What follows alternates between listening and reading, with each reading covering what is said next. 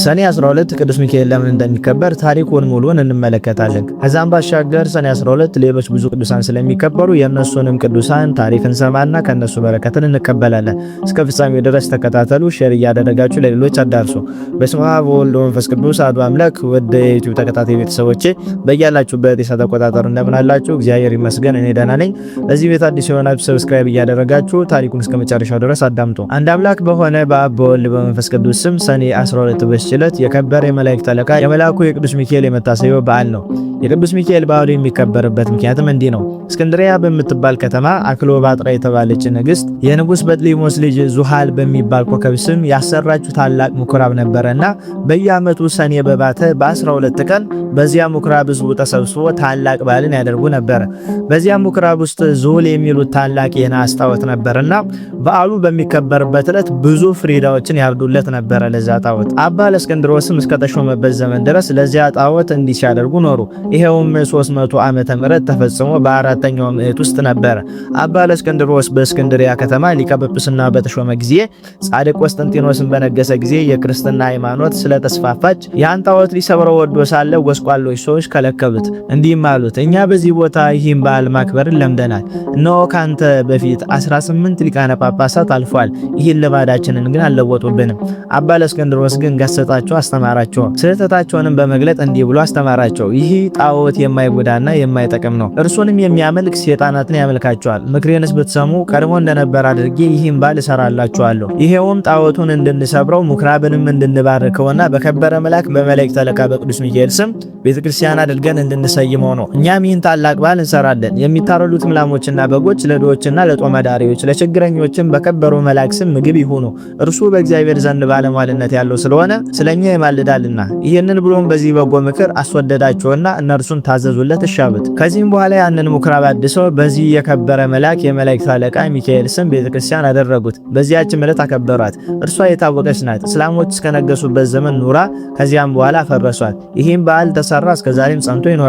ስለዚህ ሰኔ 12 የቅዱስ ሚካኤልን በዓል ከምናከብርባቸው ምክንያቶች መካከል አንደኛው ይሄ፣ ሁለተኛው ደግሞ ይሄኛው ነው። በዚህ ዕለት እግዚአብሔር የመላእክት አለቃ ቅዱስ ሚካኤልን በነገዱ ውስጥ በመላእክት ሁሉ ላይ በብዙ ክብር ሾመው። ይህ የከበረ መልአክ ክብር ይግባውና በጌታችን ፊት ስለ ሰው ልጆችና ስለ ፍጥረት ሁሉ ይለምናልና ይማልዳልም። ስለዚህ ሁለተኛ የቅዱስ ሚካኤልን ክብረ በዓል ሰኔ 12 የምናከብርበት የሹመቱን በዓል ነው ማለት ነው። ሶስተኛ ደግሞ የቅዱስ ሚካኤልን በዓል የምናከብርበት ምክንያት ይሄ ነው። እግዚአብሔርን የሚፈራ አንድ ሰው ነበረ። እርሱም የከበረ ሚካኤልን የበዓሉን መታሰቢያ በየወሩ በ12ኛው ቀን ይልቁንም በሰኔ በህዳር ወር አብልጦ ያከብር ነበረ። በጎረቤቱም ርኅራኄ የሌለው አንድ ባለጠጋ ሰው ነበረ። ይህንን እግዚአብሔርን የሚፈራውን ሰው የከበረ መልአክ የሚካኤልን በዓል በሚያደርግበት ጊዜ ይጠላውና ያቃልለው ነበረ። ለዶይ ስለመራራቱ ይዘባበትበት ነበረ። ይህ ክፉ ጎረቤቱ ማለት ነው። የዚህ የደግ ክርስቲያን የሕይወቱ ዘመንም ተፈጽሞ የሚሞትበትና ከዚህ ከኃላፊው ዓለም ድካም የሚያርፍበት ጊዜ ሲቀርብ የክቡር መልአክ ሚካኤልን የበዓሉን መታሰቢያ ታደርግ ዘንድ ምጽአት ሰጪም ትሆን ዘንድ ሚስቱን አዘዛት። ከዚያም በኋላ አረፈና ገንዞ ቀበሩት። ሚስቱም ከመሞቱ በፊት ጸንሳ ነበረች። የመውለጃዋ ጊዜም ደርሶ ምጥ ያዛት። በታላቅ ጭንቀት ውስጥም ሳለች እንዲህ ብላ ጸለየች። የእግዚአብሔር መልአክ ቅዱስ ሚካኤል ይራራልኝ፣ በእርሱ ዘንድ ባለሟልነት አለህና በእግዚአብሔር ዘንድ ስለኔ ለምንልኝ። ይህንንም ባለች ጊዜ በቤቷ ውስጥ ብርሃን በራ፣ ከችግርም ዳነች። መልኩ ውብ የሆነ ወንድ ልጅም ወለደች። የእግዚአብሔር መልእክተኛ ቅዱስ ሚካኤል ከሰማይ ወርዶ ሕፃኑን እንዲህ ብሎ ባረከው። ርኅራኄ የሌለውን የዚህም ባለጠጋ ገንዘብና ሀብት ጥሪቱንም ሁሉ ይህ ሕፃን እንዲወርስ እግዚአብሔር አዟል። ባለጸጋውን በቤቱ በአልጋው ላይ ሳለ ጌታ ጆሮውን ከፍቶለት ይህንን ነገር ከመልአኩ ሰማ። ይህንን በሰማ ጊዜ ግን ታላቅ ሐዘን ደረሰበት። ሕፃኑንም የሚገድልበትን ምክንያት ይፈልግ ጀመረ። ነገር ግን ክብር ይግባውና ጌታ ይጠብቀው ነበር። ከዚህም በኋላ ያ ባለጠጋ ሰው ምክንያት አዘጋጅቶ የሚያገለግለኝ ልጅ የሆነኝ ዘንድ ልጅሽን ስጪኝ፣ እኔም እየመገብኩና እያለበስኩ አሳድጓለሁ፣ ለአንቺም 20 ወቄት ወርቅ እሰጥሻለሁ አላት። ይህንን ነገር ከባለጠጋው በሰማች ጊዜ ስለ ችግሯ እጅግ ደስ አላት። ልጇንም ሰጠችው። እርሱም 20ውን ወቄት ወርቅ ሰጣት። ልጇንም ወሰደው። የሚሻው ተፈጸመልኝ ብሎም ደስ አለው። ከዚያም በኋላ በልጁ ቁመት ልክ ሳጥን አሰርቶ ሕፃኑን በሳጥን ውስጥ አስገብቶ ዘጋበት። እስከ ባህርም ተሸክመው ወስደው በባህር ጣሉት። ክብር ይግባውና በጌታችን ፈቃድ ያ ሳጥን ሳይሰጥም ከዚያ ሀገር የ20 ቀን መንገድ ያርቃ ወደምትገኝ ወደ አንዲት ሀገር ወደብ እስከሚደርስ በባህሩ ላይ ተንሳፈፈ። በባህሩም አካባቢ በጎችን አሰማርቶ የሚጠብቅ አንድ ሰው ነበረና ሳጥኑን በኋላ የተንሳፉ አየው። እርሱም ከባህሩ አውጥቶ ወደ ቤት ወሰደው። ይህንንም ሳጥን እንዴት እንደሚከፍተው ያስብ ጀመረ። ይህንንም ሲያስብ ወደ ባህሩ ይሄድ ዘንድ ጌታችን በልቦናው ሐሳብ አሳደረበት። ወዲያውኑ ተነስቶ ወደ ባህሩ ሄደና አንድ አሳ የሚያጠምድ ሰው አገኘ። አሳ አጥማጁንም መረብህን በኔ ስም ጣል፣ ለሚያዘው አሳ ዋጋን እሰጣለሁ አለው። አጥማጁም እንዳለው አደረገ። ያን ጊዜም ታላቅ አሳ ተያዘ። ዋጋውንም ሰጥቶት አሳውንም ተቀበለ። አሳውንም ይዞ ወደ ቤቱ ሄደ። ለራትም ይጠብሰው ዘንድ አረደው። በሆዱ ውስጥም መክፈቻ አገኘ። በልቡም ይህ መክፈቻ ይህን ሳጥን ይከፍተው ይሆን አለ። በሳጥኑ ቀዳዳም ባስገባው ጊዜ ፈጥኖ ሳጥኑ ተከፈተ። በውስጡም ይህንን ታናሽ ብላቴና ተኝቶ አገኘው። ልጅ የለውም ነበርና ታላቅ ደስታን ደስ አለው። ጌታችንንም አመሰገነው። ሕፃኑንም በመልካም አስተዳደግ አሳደገው። ሕፃኑም አድጎ ጎልማሳ ሆነ። ከብዙ ዘመናት በኋላ ያንን ልጅ እዛ ባህር ውስጥ የጣለው ያ ባለጸጋ ተነስቶ ወደዚህ ሀገር ሄደ። በመሸም ጊዜ ወደ በግ ጠባቂው ደጅ ደረሰ። በግ ጠባቂውንም እስከ ነገ የምናድርበት ማደሪያ ባንተ ዘንድ እናገኝ ይሆን? ኪራዩንም እሰጣለሁ አለው። በጋርቢውም እንዳልክ ይሁንና እደር አለው። ባለጸጋውም በዚህ አደረ። እራትም በሚቀርብበት ጊዜ ሕፃኑን ባህራን ብሎ ጠራው። ባለጸጋውም ሰምቶ ልጅ ነውን ብሎ ጠየቀው። በግ ጠባቂውም አዎ ታናሽ ሕፃኑ ነው ሳለ ከባህር አግኝቼዋለሁና እግዚአብሔር የሰጠኝ ልጄ ነው አለው። ባለጸጋውም በምን ዘመን አገኘው አለው። እርሱም ከ20 ዓመት በፊት ነው ብሎ መለሰ። ያን ጊዜም እርሱ ወደ ባህር የጣለው መሆኑን አውቆ እጅግ አዘነ። በማግስቱም ጎዳናውን ሊጓዝ በተነሳ ጊዜ ሰይጣናዊ ምክንያት አመካኝቶ በግ ጠባቂውን እንዲህ አለው፣ እገሊት ወደምትባል ሀገር በቤት የረሳሁት ጉዳይ ስላለ እንድልከው ልጅን ትሰጠኝ ዘንድ እሻለሁ። እኔም የድካሙን ዋጋ 20 ወርቅ ወቄት እሰጣለሁ አለው። የብላቴናውም አባት ስለ ገንዘቡ ደስ ብሎት ልጁ ባህራንን ሰጠው። ልጄ ባህራን፣ ይህ የከበረ ሰው ስለ ጉዳዩ ወደ ቤቱ ይልክህ ዘንድ ና፣ ወደ ቤትም በሰላም ትመለሳለህ። ባህራንም አባቴ እሺ በጎ ያዘዝከኝን ሁሉ አደርጋለሁ አለ። ያን ጊዜም ባለጠጋው ወደ መጋቢው እንዲህ ብሎ ደብዳቤ ጻፈ። ይቺ ደብዳቤ በምታነባት ጊዜ ደብዳቤዋን ይዞ የመጣውን ገድለ በጉድጓድ ውስጥ ጣለው፣ ማንም አይወቅ። በመካከላቸው የሚተዋወቁበትን ምልክት ጽፎ አሸጋት። ለባህራንም ሰጠው። ለመንገዱም የሚሆነውን ስንቅ ሰጠው። ባህራንም ተነስቶ ጉዞን ጀመረ። ሲጓዝም ሰንብቶ የአንዲት ቀን ጉዞ ሲቀረው እነሆ የመላእክት አለቃ የከበረ መልአክ ሚካኤል በንጉሥ ጭፍራ አምሳል በነጭ ፈረስ ላይ ተቀምጦ አንተ ጎልማሳ የያዝከው ምንድነው አለው። ወደ ገሊት ሀገር ወደ ቤቱ ለማድረስ ከአንድ ባለጠጋ የተጻፈች መልእክት ናት አለው። ያችን ደብዳቤ አሳየኝ አለው። እርሱም ስለፈራው ሰጠው። በዚያንም ጊዜ የከበረ መልአክ ሚካኤል ያችን የሞት መልእክት ደመሰሳት። በእሷን ፈንታ በንፋት ለውጦ እንዲህ ብሎ ጻፈ። ይችን ደብዳቤ ይዞ ለመጣ ባህራን ለሚባል ሰው ይችን ደብዳቤ ደርሳ በምትነበብበት ጊዜ ልጄ እገሊትን አጋቡት፣ በውስጡም በውጭ ያለውን ንብረቴን፣ ጥሪቱን፣ ወንዶችና ሴቶች ባሮችን፣ ጠቅላላ ንብረቴን አውርሼዋለሁና የፈለገውን ሊያደርግ ስልጣን ሰጥቼዋለሁና እኔን አትጠብቁኝ፣ እኔ ብዙ ዘገያለሁ። እኔም ሹም እገሌ ሆይ በእኔና ባንተ መካከል ይቺ ምልክት እንዋት። ከዚህም በኋላ አሽጎ ለባህራን ሰጥቶና ወደ ባለጠጋው ቤት ሄደ። ይችን ደብዳቤ ለሹሙ ስጠው፣ በጎዳናም እኔ እንደተገናኘው አትንገረው፣ እንዳይገድልህም ይሄን የሞት ደብዳቤ ለውጬልሃለሁ አለው። ባህራንም እሺ ጌታዬ ያዘዝከኝን ሁሉ አደርጋለሁ አለ። ባህራንም ወደ ባለጠጋው ቤት በደረሰ ጊዜ ያችን ደብዳቤ ለሹሙ ሰጠው። ባነበባትም ጊዜ በመካከላቸው ያለውን ምልክት አገኘው። አስተውሎም እርግጠኛ እንደሆነ አወቀ። ከዚያም በኋላ ለባህራን ሰርግ አዘጋጅቶ እንደሚገባ በቤተ ክርስቲያን ስርዓት በተክሊል የባለጠጋው ልጅ አጋቡት። 40 ቀንም ያህል ደስታና ሐሴት እያደረጉ ኖሩ። ከዚያም በኋላ ባለጠጋው ከሄደበት መመለሻው ጊዜ ሆኖ በደስታ የሆነውን የመሰንቆ የእንጀራ ድምፅ ሰምቶ ይህ የምሰማው ምንድነው ብሎ ጠየቀ። እነርሱም ስሙ ባህራን ለተባለ ያንተን ደብዳቤ ላመጣው ጎልማሳ ሰው ልጅ እገሊትን አጋቡት። እነሆ ለ40 ቀናት በሰርግ ላይ ነው። ገንዘብህንና ጥሪትህን ሁሉ ወንዶችና ሴቶች ባሮችን አንተ እንዳዘዝክ ሰጥተውታል አሉት። ይህንንም በሰማ ጊዜ ደንግጦ ከፈረሱ ላይ ወደቀ፣ በድንገትም ሞተ። ባህራንም በጎ ስራዎችን የሚሰራ ሆነ። የተገለጸለትና ከመገደል ያዳነው የመላእክት አለቃ የከበረ መልአክ ሚካኤል እንደሆነ ሊገድለው የሚሻውን የባለጠጋውን ጥሪቱን ሁሉ ያወረሰው እርሱ እንደሆነ ተረዳ።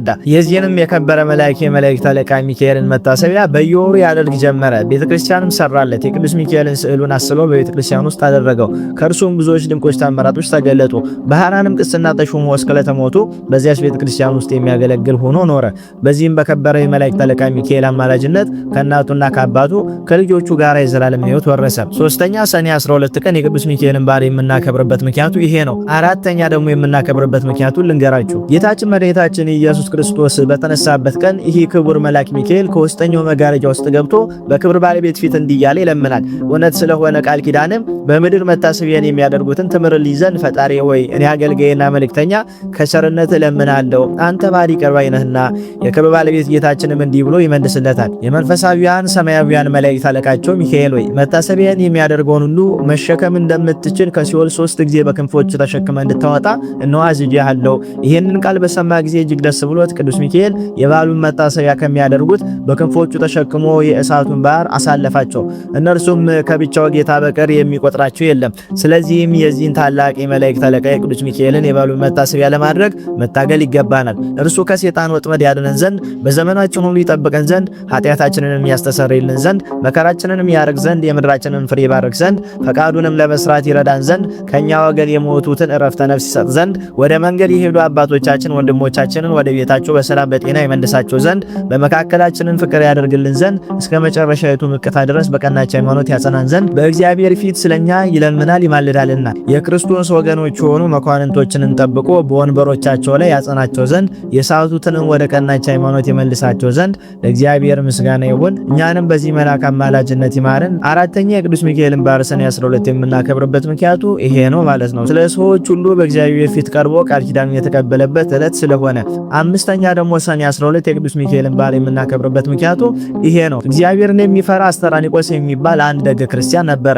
የዚህ ደገ ክርስቲያን የሚስቱ ስም ደግሞ ቅድስት አፎሚያ ይባላል። እነዚህ ሰኔ 12 ዕረፍታቸው ነው። ይህ ሰውን በየወሩ 3 በዓላቶችን እያከበረ ኖረ። እሊህም ክብር ይግባውና የጌታችን የኢየሱስ ክርስቶስ የልደቱ መታሰቢያ በየወሩ በ29፣ ሁለተኛ የእመቤታችን የቅድስት ድንግል ማርያምን በዓል መታሰቢያ በየወሩ በ21፣ ሶስተኛ የከበረ የመላእክት አለቃ የሆነ የቅዱስ ሚካኤልን በዓል መታሰቢያ በየወሩ በ12 እነዚህን ያከብር ነበር። የሚሞትበት ጊዜም ሲቀርብ እርሱ ሲሰራው የነበረውን ምጽዋት ይልቁንም እሊህን 3ቱን በዓላት እንዳታስታጉል ሚስቱን ቅድስት አፎሚያን አዘዛት። እርሷም የከበረ የመልአኩ የሚካኤልን ስዕል ያስልላት ዘንድ ባሏን ለመነችው። እርሱም አሰርቶ ሰጣትና በቤት ውስጥ በክብር አኖረችው። ባሏ ካረፈ በኋላ ባሏ ያዘዛትን መስራት ጀመረች። ሴጣን ግን ቀናባት። በመበለት ሴት መነኩሴት ተመስሎ ከእርሷ ጋር ተነጋገረ። እንዲህም አላት፣ እኔ አዝንልሻለሁ እራራልሻለሁም። ገንዘብሽ ሳያልቅ ልጅነትሽን ወራት ሳያልፍ አግብተሽ ልጅ ትወልጂ ዘንድ እመክርሻለሁ። ባልሽም መንግሥተ ሰማያትን ወርሷል፣ ምጽዋትንም አይሻም። አፎሚያም እንዲህ ብላ መለሰችለት፣ እኔ ከሌላ ሰው ጋር ላልገናኝ በእግዚአብሔር ፊት ቃል ኪዳን አድርጌያለሁ። ርግቦችና መንጢጦች እንኳን ሌላ ባል ያውቁም። በእግዚአብሔር አርአያ ከተፈጠሩ ሰዎች ይሄ ሊሆን እንዴት ይገባል? ምክሩንም ባልሰማች ጊዜ አርአያውን ለውጦ በላዩ ላይ ጮህባት። እንዲህም አላት፣ እኔ በሌላ ጊዜ እመጣለሁ። እርሷም የከበረ የመላእክት አለቃ ሚካኤልን ስዕል ይዛ አሳደደችው።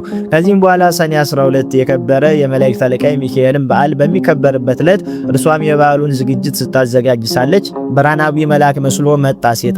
አፎሚያ ወይ ሰላም ላንቺ ይሁን፣ እኔ የመላእክት አለቃ ሚካኤል ነኝ። ጌታ ወደ አንቺ ልኮኛልና ይህንን መመጽወትሽን ትተሽ ለአንድ ምእመን ሚስት ትሆኚ ዘንድ ጌታ አዞሻል። ባል የሌላት ሴት መህለቅ የሌለው መርከብ እንደምትመስል እወቂ።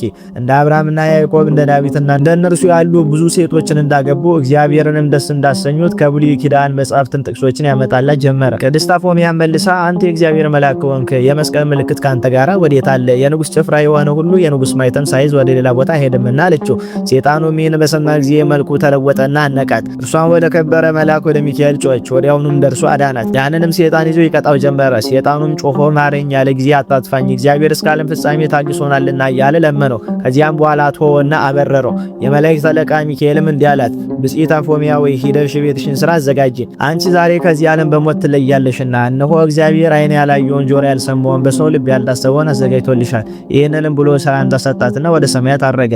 የበዓሉን ዝግጅት እንደሚገባ ከፈጸመች በኋላ ወደ ኤጲስቆጶስና ወደ ካህናቱ ሁሉ ላከች። ወደ እርሷን በመጡ ጊዜ ለዶችና ለጦማዳሪዎች ሰጧቸው ዘንድ ገንዘቧን ሁሉ አስረከበቻቸው። ከዚህም በኋላ ተነስታ ጸለየች። የከበረ የመልአኩ የቅዱስ ሚካኤልን ስዕል አንስታ ታቅፋ ሳመችው። ያን ጊዜም በሰላም አረፈች። ለእግዚአብሔር ምስጋና ይሁን፣ እኛንም በጸሎቷ ይማረን። የዚህ የከበረ መልአክ ሚካኤል የረድኤቱ ኃይል ሁላችን የክርስቲያን ወገኖችን ይጠብቀን ዛሬም ዘወትርም ለዘላለሙ አሜን። ሰኔ 12 በእነዚህ ምክንያቶች የቅዱስ ሚካኤልን በዓል እናከብራለን። ዳግመኛም በዚህ ዕለት የከበረና የተመሰገነ በሰማያት ያለ ምስጢርን ያየ የኢትዮጵያ ንጉሥ ጻድቁ ላሊበላ የዕረፍቱ መታሰቢያ ሆነ። ይህንን ቅዱስ ወላጆቹ በወለዱት ጊዜ እግዚአብሔርን በመፍራትና በበጎ ስራ ሁሉ አሳደጉት። አድጎ አካለ መጠን ባደረሰ ጊዜ ታላቅ ወንድሙ ንጉሱ ቀናበት። መልእክተኞችንም ልኮ ወደ እርሱ አስመጣውና ምክንያት ሽቶ ከ3 ሰዓት እስከ 7 ሰዓት እንዲገርፉ ታዘዘ። ከዚያም በኋላ በፊቱ እንዲያቆሙ ታዘዘ። ባቆሙትም ጊዜ የደረሰበት ጉዳት እንደሌለ አይቶ ንጉሱና መኳንንቶቹ ሁሉ አደነቁ። እግዚአብሔር መልአክ ከግርፋት ሰውሮታልና። ከዚያም በኋላ ወንድሙ ንጉስ ባንተ ላይ ስላደረገ ባደረኩት ክፉ ስራ ወንድሜ ሆይ ይቅር በለኝ ብሎ ለመኑና እርስ በርሳቸው ታረቁ። ከዚህም በኋላ እግዚአብሔር መንግስትን አወረሰው። መንግስትንም በያዘ ጊዜ እግዚአብሔርን በሚያገለግልበት ስራ በረታ። ሁልጊዜም ለድሆች፣ ለምስኪኖች፣ ለችግረኞች ይመጸውት ነበረ። ክብር ይግባውና ጌታችንም የፍቅሩን ጽናት ባየ ጊዜ እግዚአብሔር መልአክ ተገለጠለት። ወደ እርሱም ወደ ሰማያት አወጣው። 10ሩን አብያተ ክርስቲያናት እንዴት እንደሚሰራቸው አሳየውና እነርሱም ስራቸው የየራሳቸው ልዩ ነው። ተመልሶ መንፈስ ቅዱስ እንዳራቀቀው በአስደናቂ ጥበቡ ሕንጻ ቤተ ክርስቲያኑን አነጻቸው። እሊህንም አብያተ ክርስቲያናት አንጾ በፈጸመ ጊዜ መንግስቱን ለወንድሙ ልጅ አወረሰ። ከዚህም በኋላ ክብር ይግባውና ጌታችን መድኃኒታችን ኢየሱስ ክርስቶስ በብርሃን ሰረገላ ተቀምጦ የሚያስፈራ መብረቅን የተጎናጸፉ አእላፋት ሰራዊቶቹ በዙሪያው ሆነው ወደ እርሱ መጥቶ እንዲህ አለው፣ ወዳጄ ላሊበላ ሆይ ሰላም ይሁንልህ። በእኔ በማይታበል ቃሌ እነግርሃለሁ። ማደሪያ በክብር ሁሉ ከከበሩ 12 ሐዋርያቶች ጋር ይሁን። በጸሎትና በቃል ኪዳን ለሚታመን እምነቱ እንደ ጴጥሮስና እንደ ጳውሎስ ደም መፍሰስ ይሆንለታል። ወደ ቤተ መቅደስ የሄደ በኢየሩሳሌም ወዳለው ቤተ መቅደስ እንዲሄደ ይሆንለታል። መቃብርን የተሳለመ የሥጋዬን መቃብር እንደተሳለመ ይሆንለታል። በየዓመቱ ወሮች ሁሉ የተራቡትን እያጠገበ የተጠሙትን እያጠጣ መታሰቢያን ለሚያደርግ እኔ የተሰወረ መና መግበዋለሁ፣ የሕይወትንም ጽዋ አጠጣዋለሁ። በመታሰቢያ ቀን ዕጣን ወይም ስንዴ የሚያገባውን እኔ በኢየሩሳሌም ሰማያዊት በውስጠኛው መጋረጃ አስቀምጬ ከተቆረሰው ሥጋዬ ያቆርበዋለሁ። በአማላጅነት እየታመነ የገድልን የቃል ኪዳንን መጽሐፍ የሚጽፈውን የአንተ ስም በተጻፈበት ቦታ እኔ ስሙን እጽፈዋለሁ። በፍጹም ልቡ ለሚያምን ይህን የማይታበል ቃል የተናገርኩ የሕያው እግዚአብሔር ልጅ እኔ ኢየሱስ ነኝ አለው። ቅዱስ ላሊበላም ይህንን ቃል ኪዳን ስላጸናለት ክብር ይግባውና ጌታችንን እያመሰገነ በምድር ላይ ወድቆ ሰገደ። ጌታችንም ሰላምታ ሰጥቶት በክብርና በምስጋና ወደ ሰማያት አረገ። ከዚያም በኋላ ጥቂት ሕማም ታሞ በሰላም አረፈ። ነፍሱንም የብርሃን መላእክት ተቀብለው የዘላለም ሕይወት ማደሪያ ወደሆነ ማረፊያ አስገቡት። ለእግዚአብሔር ምስጋና ይሁን፣ እኛንም በጸሎት ይማረን፣ በረከቱ ከኛ ጋር ትኑር ለዘላለሙ አሜን። ዳግመኛ በዚህ ዕለት ሰኔ 12 ለአባቶች ሊቃነ ጳጳሳት ስድስተኛ የሆነ የእስክንድርያ ሊቀ ጳጳሳት አባ ዮስጦስ አረፈ። ይህም የከበረ አባት ከእስክንድርያ ሀገር ሰዎች የተማረ አዋቂ ሰው ነበረ። እርሱንም እናትና አባቱ ከሌሎች ብዙ ሰዎች ጋር የክርስትና ጥምቀትን ወንጌላዊ ማርቆስ አጠመቀው። ከዚህም በኋላ አናጉንስጢስነት ሾመው። ከአናጉንስጢስነትም በኋላ ዲቁና ሾመው። በቅዱስ አንያኖስ ዘንድም እያገለገለ የቤተክርስቲያን መጻሕፍት በመማር አደገ። ሕዝቡንም ሁልጊዜ ይመክራቸውና ይገስጻቸው፣ ያስተምራቸው፣ በቀናች ሃይማኖትም ያጸናቸው ነበረ። አባ አብላሪዮስም ባረፈ ጊዜ ያለ ፈቃዱ ወስደው በእስክንድርያ ከተማ ላይ ሊቀ ጵጵስና ሾሙት። በግብጽ ሀገር ያለች ቤተክርስቲያንንም በመልካም አጠባበቅ እንደሚገባ ጠበቃት። በወንጌላዊ ማርቆስ ወንበርም 12 ዓመት ከኖረ በኋላ በሰላም አረፈ። እግዚአብሔር ምስጋና ይሁን፣ እኛንም በጸሎት ይማረን፣ በረከቱ ከኛ ጋር ትኑር ለዘላለሙ። ዳግመኛም በዚህ ዕለት ለአባቶች ሊቃነ ጳጳሳት 67ኛ የሆነ የእስክንድርያ ሊቀ ጳጳሳት አባ ቄርሎስ አረፈ።